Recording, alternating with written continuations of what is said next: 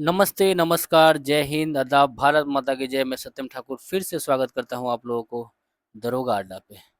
और ये आपका टॉपर्स चॉइस करके बिहार दरोगा एसपीडी का पीला रंग का बुक आता है, रेलवे वाला नहीं, ये दूसरा है जो सामान्य विज्ञान का है, ठीक है? उनका है, इसमें ये फिजिक्स का लास्ट है, 7वां पार्ट होगा और लास्ट होगा, ठीक है? चलिए, हम दोस्तों आपको पढ़ा नहीं रहे हैं, हम याद करवाते हैं। तो नहीं रटिएगा, जो वनडे एग्जाम में रटना ही तो है। नहीं रटिएगा तो रट के बहुत लोग बैठा हुआ है, बहुत रटने के लिए तैयार है। आपका जो मन जब कीजिए, ठीक है? चलिए शुरू करते हैं। प्राकृतिक चुंबक होता है लोहे का ऑक्साइड। प्राकृतिक चुंबक होता है लोहा का ऑक्साइड। प्राकृतिक चुंबक होता है लोहा का ऑक्साइड। कृत्रिम चुंबक बनाया जाता है लोहा, निकेल, कोबाल्ट से, इत्यादि से। देखिए, प्राकृतिक चुंबक क्या होता है? लोहा का ऑक्साइड होता है, लेकिन कृत्रिम चुंबक बनाया जाता है लोहा, निकेल ऑक्साइड इत्यादि से। कृत्रिम चुंबक बनाया जाता है लोहा, निकेल, कोबाल्ट इत्यादि से। अस्थायी चुंबक बनाया जाता है नर्म लोहा से। अस्थायी चुंबक बनाया जाता है नर्म लोहा से। अस्थायी चुंबक नर्म लोहा से। और अस्थायी चुंबक बनाते हैं इस्पात का। अस्थायी चुंबक बनाया जाता है इस्पात का। चुंबक के समान ध्रुवों में होता है विकर्षण। चुंबक का समान ध्रुव में विकर्षण और चुंबक के असमान ध्रुवों में दोस्तों आकर्षण होता है, ठीक है? चलिए आगे बढ़ते हैं। स्वतंत्रता पूर्वक लटका चुंबक क्या इंगित करता है? उत्तर और दक्षिण दिशा को, ये आप जानते हैं। चुंबक में लोहे को अपनी ओर आकर्षित करने का गुण चुंबकत्व कहलाता है। दोस्तों, जो चीज आपको याद है ना, उसको हम सिर्फ एक बार बोलेंगे, और जो आपको याद नहीं उसको तो हम 4 बार 5 बार बोल के यादें करवाएंगे सिर्फ। तो चुंबक में लोहे को अपनी ओर आकर्षित करने का गुण चुंबकत्व कहलाता है। चुंबकत्व सबसे अधिक पाया जाता है चुंबक के सिरों के निकट। देखिए, इंपॉर्टेंट हो गया। चुंबकत्व सबसे अधिक कहाँ पाया जाता है? चुंबक के सिरों के निकट। चुंबकत्व सबसे अधिक पाया जाता है चुंबक के सिरों के निकट। चुंबकत्व का अभाव होता है चुंबक के ठीक बीच में। चुंबकत्व का अभाव होता है चुंबक के बीच में, लेकिन सबसे अधिक चुंबकत्व कहाँ होता है? चुंबक के सिरा पर। एक बार फिर से देखेंगे। चलिए, देखना क्या है, तो याद ही हो गया। अच्छा, चुंबकत्व खत्म हो जाता है। पीटेंगे चाहे गर्म करेंगे ना, तो चुंबकत्व खत्म हो जाएगा। अगर चुंबक को पीटेंगे या उसको गर्म करेंगे तो चुंबकत्व खत्म हो जाता है। अच्छा, चुंबकीय सुई संकेत करती है उत्तर दिशा को। चुंबकीय सुई संकेत करती है उत्तर दिशा को। अच्छा, चुंबक के चारों ओर का वह क्षेत्र जिसमें चुंबक के प्रभाव का अनुभव किया जाता है वह चुंबकीय क्षेत्र कहलाता है। चुंबक के चारों ओर का वह क्षेत्र जिसमें चुंबक के प्रभाव का अनुभव किया जाता है वह चुंबकीय क्षेत्र कहलाता है। चुंबकीय क्षेत्र का ऐसे ही मात्रक टेस्ला होता है। चुंबकीय क्षेत्र का ऐसे ही मात्रक टेस्ला होता है। चुंबकीय क्षेत्र का सीजीएस मात्रक गॉस होता है। चुंबकीय क्षेत्र का जो सीजीएस मात्रक है वह गॉस होता है। तो आप क्या देखें? चुंबकीय क्षेत्र का ऐसे ही मात्रक टेस्ला और चुंबकीय क्षेत्र का सीजीएस मात्रक गॉस। अच्छा, चुंबकीय क्षेत्र की तीव्रता का ऐसे ही मात्रक टेस्ला या न्यूटन प्रति मीटर एम्पियर, एम्पियर मीटर या वेबर मीटर स्क्वायर होता है। इसको ठीक से समझिएगा। कहता है चुंबकीय क्षेत्र की तीव्रता का ऐसे मात्रक टेस्ला, या तो टेस्ला होगा या न्यूटन प्रति एम्पियर मीटर या वेबर होगा। 3 गो होता है। चुंबकीय क्षेत्र की तीव्रता का मात्रक कौन कौन हो गया? या चुंबकीय क्षेत्र की तीव्रता का ऐसे मात्रक दोस्तों, या तो टेस्ला, नहीं तो न्यूटन प्रति एम्पियर मीटर या वेबर होता है। वेबर प्रति मीटर स्क्वायर होता है। तो चुंबकीय क्षेत्र की तीव्रता का ऐसे मात्रक टेस्ला या न्यूटन प्रति एम्पियर मीटर या वेबर प्रति मीटर स्क्वायर होता है। विद्युत धारा के चुंबकीय प्रभाव को सबसे पहले अवलोकित किया था ऑस्ट्रेड ने। विद्युत धारा के चुंबकीय प्रभाव को सबसे पहले किसने अवलोकित किया? ऑस्ट्रेड ने। किसी छड़ चुंबक के अंदर चुंबकीय क्षेत्र की दिशा होती है दक्षिण से उत्तर की ओर।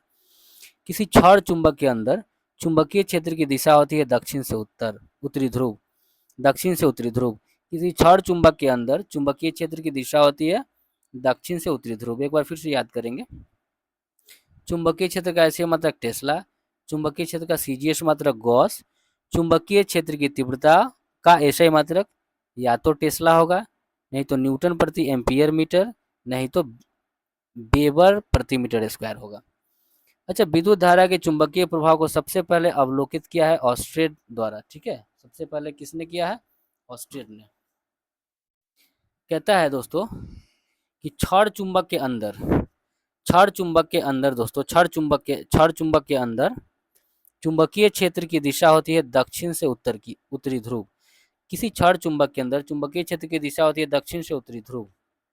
आगे चलिए, थोड़ा इसको बड़ा कर ले। कहता है कि किसी स्थान पर पृथ्वी का संपूर्ण चुंबकीय क्षेत्र क्षैतिज तल के साथ जितना कोण बनाती है वह उस स्थान का नमन कोण होता है। किसी स्थान पर पृथ्वी का संपूर्ण चुंबकीय क्षेत्र क्षैतिज तल के साथ जितना कोण बनाता है ना, उसका नमन कोण होता है।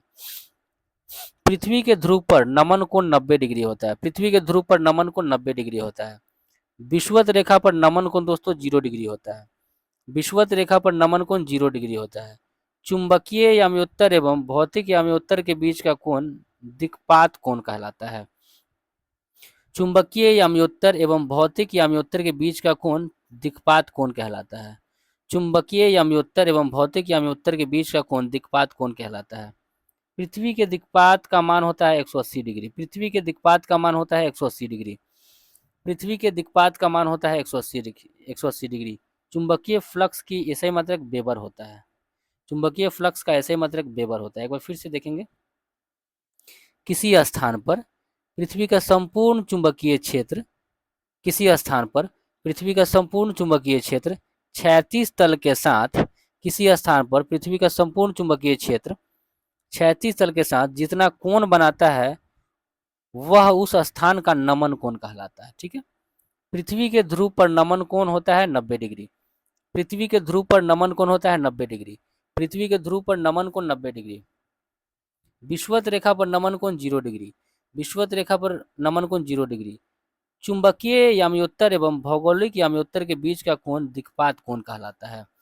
चुंबकीय याम्योत्तर एवं भौगोलिक याम्योत्तर के बीच का कोण कहलाता है दिक्पात कोण। चुंबकीय याम्योत्तर एवं भौगोलिक याम्योत्तर के बीच का कोण कहलाता है दिक्पात कोण। पृथ्वी के दिक्पात का मान होता है 180 डिग्री। पृथ्वी के दिक्पात का मान होता है 180 डिग्री। पृथ्वी के दिक्पात का मान होता है 180 डिग्री। चुंबकीय फ्लक्स का ऐसे मात्रक वेबर होता है। चुंबकीय फ्लक्स का ऐसे मात्रक वेबर होता है। आइए यांत्रिकी को देखें। कहता है ताप युग्म समतापी, ताप युग्म समतापी किस सिद्धांत पर कार्य करता है? तो सीबेक प्रभाव पर। ताप युग्म तापमापी, ताप युग्म तापमापी किस सिद्धांत पर कार्य करता है? सीबेक प्रभाव पर। तो आपने क्या देखा कि ताप युग्म तापमापी सीबेक प्रभाव पर काम करता है। अच्छा, रडार किस सिद्धांत पर कार्य करता है? रेडियो तरंग के परावर्तन पर। रडार किस सिद्धांत पर कार्य करता है? रेडियो तरंगों के परावर्तन पर। रडार किस सिद्धांत पर कार्य करता है? रेडियो तरंगों के परावर्तन पर। रडार किस सिद्धांत पर कार्य करता है? रेडियो तरंगों के परावर्तन पर। रडार उपयोग में आता है रेडियो तरंगों द्वारा वस्तुओं की स्थिति ज्ञात करने के लिए। रडार का उपयोग कहाँ होता है? रेडियो तरंगों द्वारा वस्तु की स्थिति ज्ञात करने के लिए। रडार का उपयोग क्या है? रेडियो तरंगों के द्वारा वस्तु की स्थिति ज्ञात करने में। ठीक है, चलिए आगे देखेंगे। दोस्तों, रडार का आविष्कार किया था एच टेलर एवं लियो सी यंग ने 1930 में। रडार का आविष्कार किया था एच टेलर एवं लियो सी यंग। रडार का आविष्कार किया था एच टेलर एवं लियो सी यंग ने 1930 में। रडार का आविष्कार किया था एच टेलर और लियो सी यंग ने 1930 में। रडार का पूरा नाम रेडियो डिटेक्शन एंड रैंगिंग होता है। रडार का पूरा नाम रेडियो डिटेक्शन एंड रैंगिंग होता है। रडार का पूरा नाम रेडियो डिटेक्शन एंड रैंगिंग होता है। अच्छा, क्रायोजेनिक इंजन का उपयोग होता है रॉकेट प्रौद्योगिकी में। क्रायोजेनिक इंजनों का उपयोग होता है रॉकेट प्रौद्योगिकी में। क्रायोजेनिक इंजनों का प्रयोग होता है रॉकेट प्रौद्योगिकी में। अच्छा, त्रिविमीय चित्र किसके द्वारा लिया जाता है? होलोग्राफी द्वारा। त्रिविमीय चित्र लिया जाता है होलोग्राफी द्वारा। एक बार फिर से देखेंगे इसको। रडार का आविष्कारक कौन है? एच टेलर और लियो सी यंग 1930 में। रडार का आविष्कार एच टेलर एवं लियो सी यंग ने 1930 में। रडार का पूरा नाम radio detection and ragging. Radar का पूरा नाम रेडियो डिटेक्शन एंड रैंगिंग। अच्छा, क्रायोजेनिक इंजन का प्रयोग होता है रॉकेट प्रौद्योगिकी में। क्रायोजेनिक इंजन का प्रयोग होता है रॉकेट प्रौद्योगिकी में। अच्छा, त्रिविमीय चित्र किसके द्वारा लिया जाता है? होलोग्राफी द्वारा। ठीक है, ये तो आपको याद ही है। अगला है, लेजर अथवा किसी संसक्त प्रकाश स्रोत से निकली दो प्रकाश किरणों के व्यतिकरण के त्रिविमीय प्रतिबिंब बनाना कहलाता है होलोग्राफी। समझिएगा दोस्तों, लेजर अथवा किसी संसक्त प्रकाश स्रोत से, लेजर या किसी भी प्रकाश स्रोत से निकली दो प्रकाश किरण के व्यतिकरण से जो त्रिविमीय प्रतिबिंब बनता है वो होलोग्राफी कहलाता है। होलोग्राफी का आविष्कार डेनिस गबोर ने किया था। होलोग्राफी का आविष्कार डेनिस गबोर ने किया था। होलोग्राफी का आविष्कार डेनिस गबोर ने किया था। होलोग्राफी का आविष्कार डेनिस गबोर ने किया था। लेजर का आविष्कार टीएच मैनन ने किया है। लेजर का आविष्कार टीएच मैनन ने किया है। लेजर का आविष्कार टीएच मैनन ने किया है। अच्छा, लेजर का पूरा रूप light amplification by stimulated emission of radiation होता है।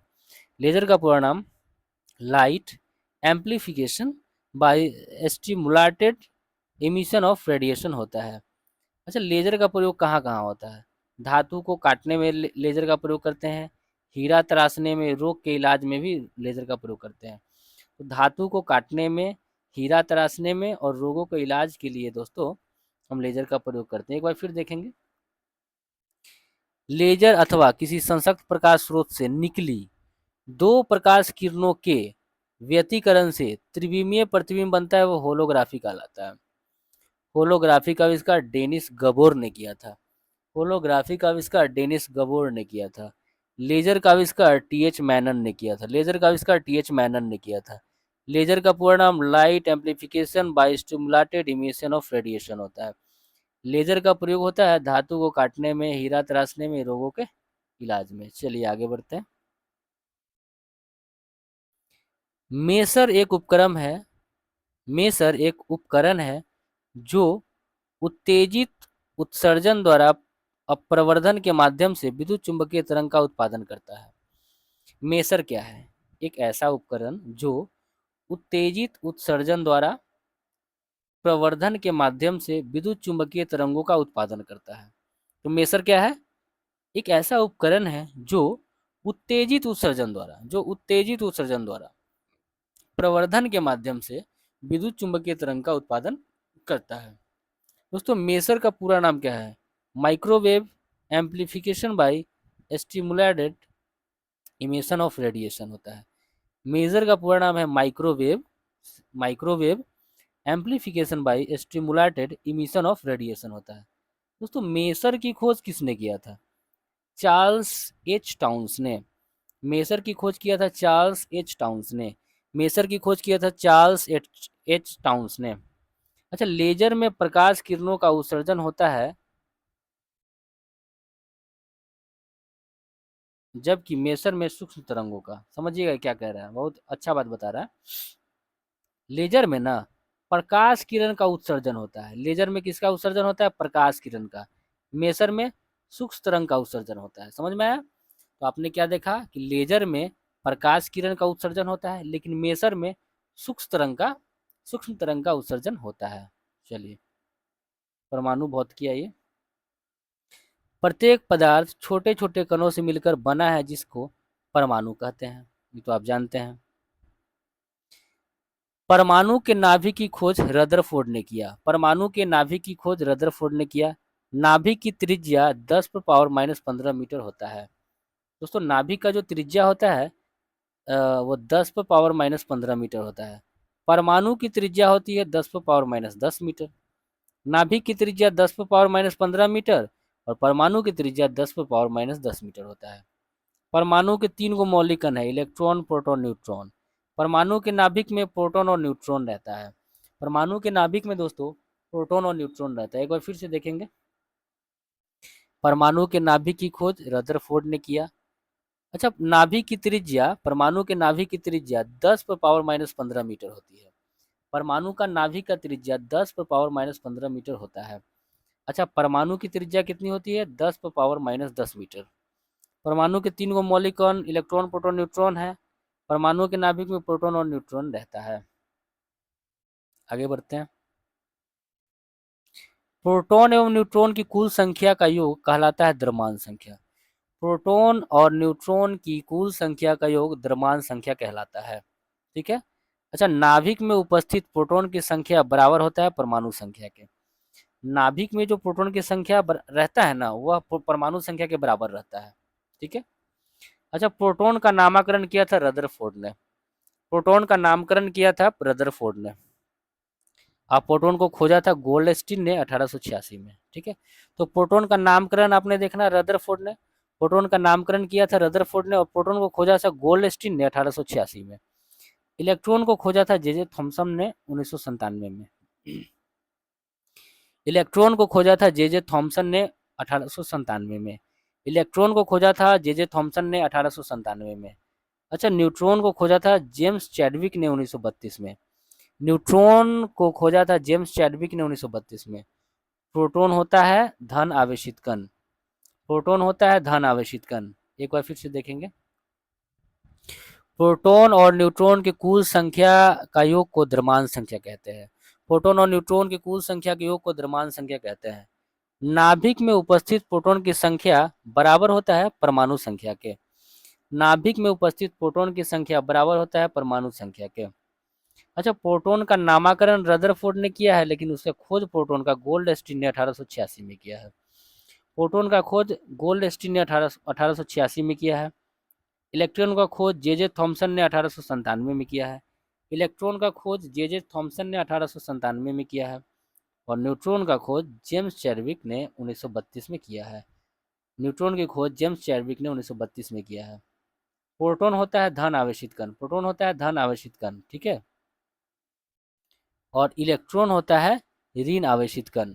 इलेक्ट्रॉन होता है दोस्तों, इसको तीनों को याद रखिए। देखिए, प्रोटॉन में धन आवेश होता है, न्यूट्रॉन में प्रोटॉन में तो धन आवेश होता है, इलेक्ट्रॉन में ऋण आवेश होता है, और न्यूट्रॉन में आवेशहीन कण होता है। ठीक है।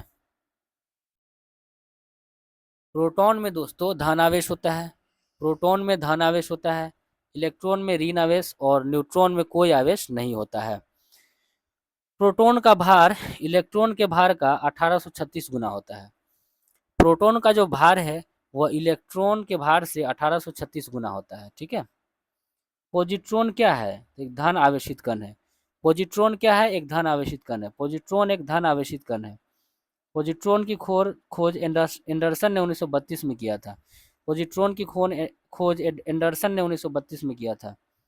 न्यूट्रिनो क्या है? न्यूट्रिनो द्रव्यमान व आवेश रहित कण है।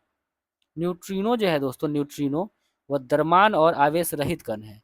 न्यूट्रिनो जो है वह द्रव्यमान और आवेश रहित कण है। न्यूट्रिनो की खोज पाउली ने 1930 में किया।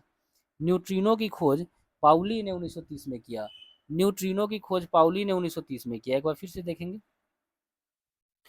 प्रोटॉन पर धन आवेश होता है, इलेक्ट्रॉन पर ऋण आवेश होता है, न्यूट्रॉन पर कोई आवेश नहीं होता है। प्रोटॉन का भार इलेक्ट्रॉन के भार का 1836 गुना होता है।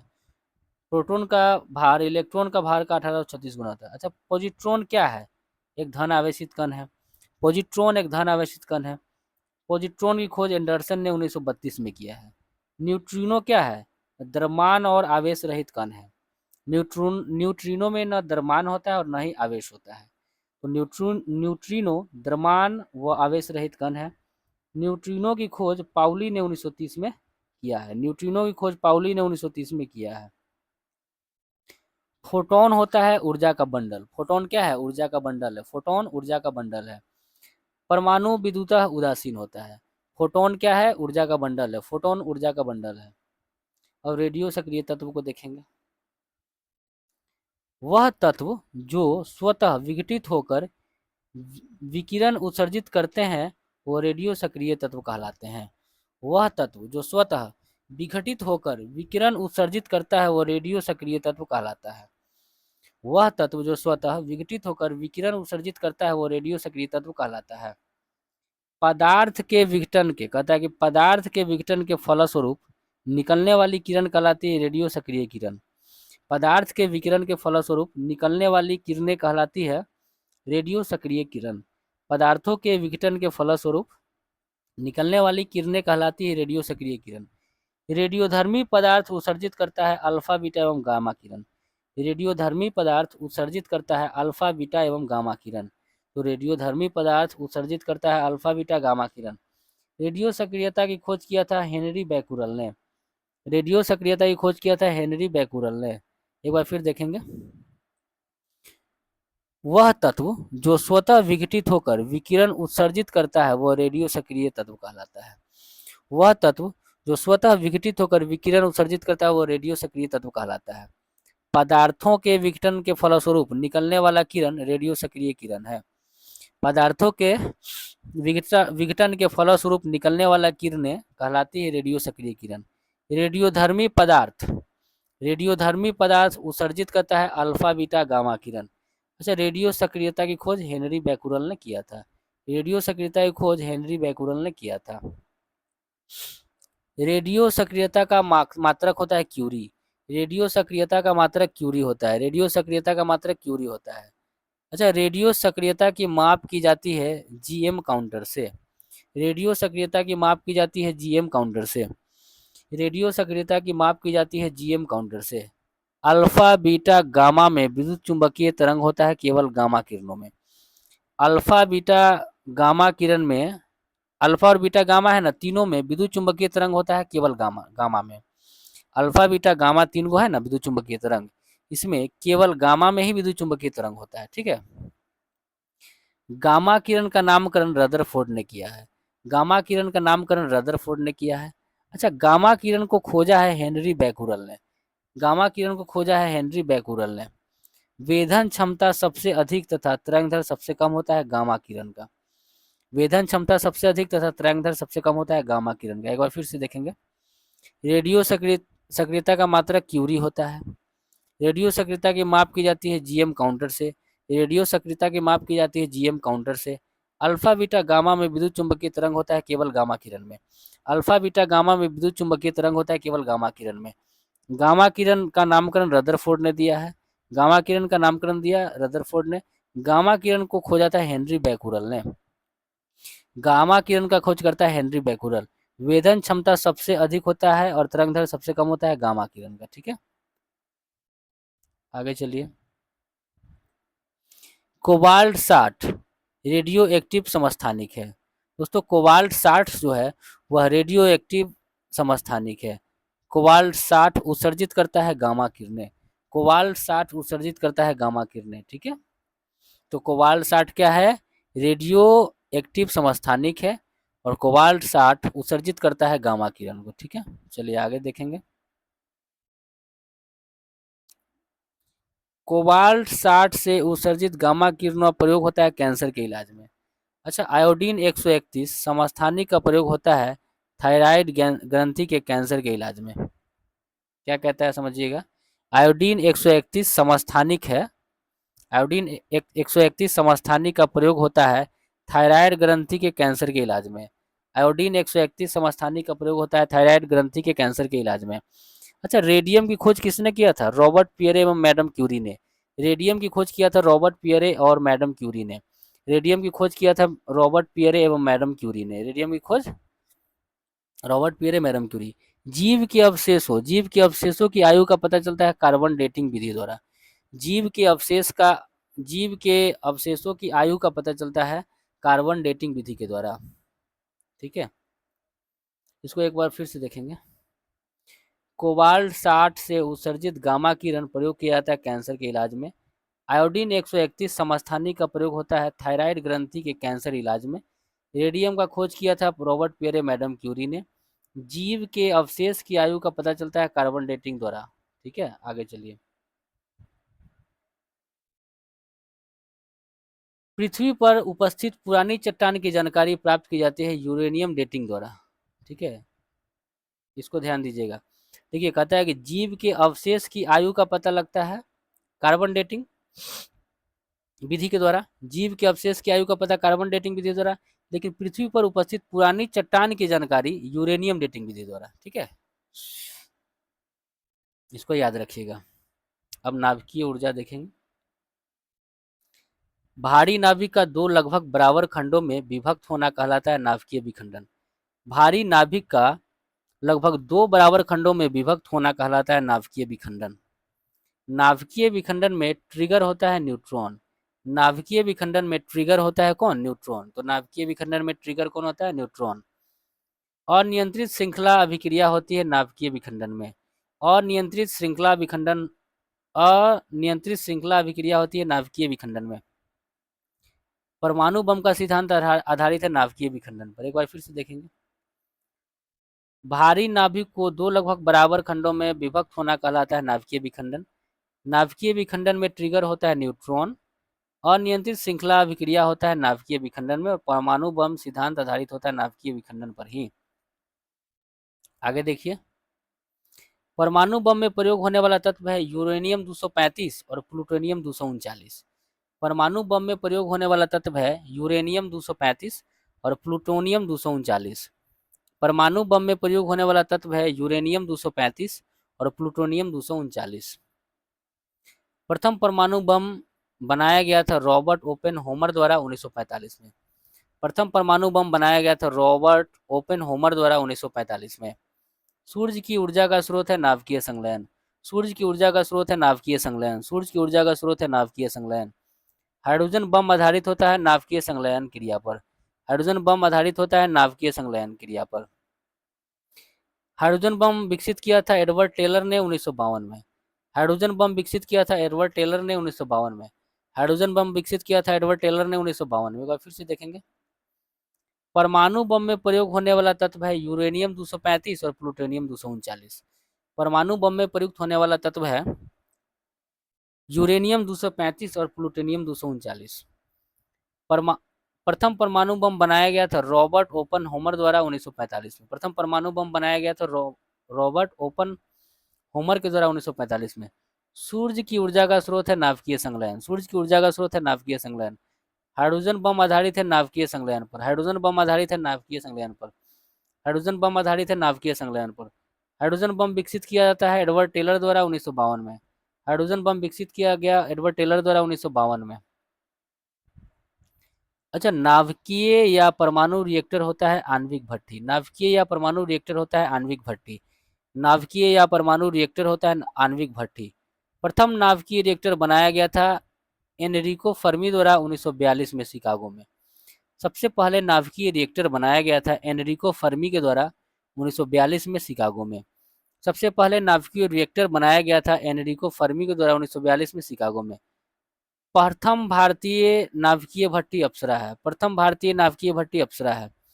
प्रथम भारतीय नाभिकीय भट्टी अप्सरा है। प्रथम भारतीय नाभिकीय भट्टी अप्सरा है। नाभिकीय रिएक्टर में मंदक के रूप में प्रयोग किया जाता है ग्रेफाइट या भारी जल का। नाभिकीय रिएक्टर में मंदक के रूप में प्रयोग किया जाता है नाभिकीय रिएक्टर में मंदक के रूप में प्रयोग किया जाता है ग्रेफाइट या भारी जल का। नाभिकीय रिएक्टर में मंदक के रूप में प्रयोग होता है ग्रेफाइट या भारी जल का। अच्छा, रिएक्टर में नियंत्रक क्षार के रूप में कैडमियम या बोरोन के क्षार का प्रयोग करते हैं। एक बार फिर से देखेंगे इसको। नाभिकीय या परमाणु रिएक्टर होता है आणविक भट्टी। नाभिकीय या परमाणु रिएक्टर होता है आणविक भट्टी। प्रथम नाभिकीय रिएक्टर बनाया गया था एनरिको फर्मी के द्वारा। प्रथम नाभिकीय भट्टी एनरिको फर्मी बनाए थे 1942 में शिकागो में। ठीक है। प्रथम भारतीय नाभिकीय भट्टी अप्सरा है। प्रथम भारतीय नाभिक भट्टी अप्सरा है। भारतीय रिएक्टर में मंदक के रूप में प्रयोग करते हैं ग्रेफाइट या भारी जल। नाभिकीय रिएक्टर में मंदक के रूप में प्रयोग करते हैं ग्रेफाइट या भारी जल का। रिएक्टर में नियंत्रक क्षार के रूप में कैडमियम या बोरोन की क्षार का प्रयोग करते हैं। रिएक्टर में शीतलक के रूप में भारी जल का एवं द्रव सोडियम का प्रयोग करते हैं। रिएक्टर में शीतलक के रूप में भारी जल को D2O बोलते हैं और द्रव सोडियम का प्रयोग करते हैं। रिएक्टर में शीतलक के रूप में प्रयोग होता है भारी जल और द्रव सोडियम का। अच्छा, भारत के नाभिकीय रिएक्टर में ईंधन के रूप में सर्वाधिक प्रयुक्त होता है यूरेनियम 238। भारत के नाभिकीय रिएक्टर में ईंधन के रूप में सबसे ज्यादा प्रयुक्त होता है यूरेनियम 238। भारत के नाभिकीय रिएक्टर में ईंधन के रूप में सबसे ज्यादा प्रयोग होता है यूरेनियम 238। अच्छा, भारत में प्रचुर मात्रा में उपलब्ध महत्वपूर्ण नाभिकीय ईंधन थोरियम है। भारत में प्रचुर मात्रा में उपलब्ध महत्वपूर्ण नाभिकीय ईंधन थोरियम है। भारत में प्रचुर मात्रा में उपलब्ध महत्वपूर्ण नाभिकीय ईंधन दोस्तों थोरियम है। अच्छा, न्यूक्लियर बम बनाने में किसका प्रयोग होता है? यूरेनियम का। न्यूक्लियर बम बनाने में यूरेनियम का प्रयोग होता है। एक बार फिर से देखेंगे। रिएक्टर में शीतलक के रूप में प्रयोग होता है भारी जल और द्रव सोडियम का। रिएक्टर में शीतलक के रूप में प्रयोग होता है भारी जल और द्रव सोडियम का। अच्छा, भारत के नाभिकीय रिएक्टर में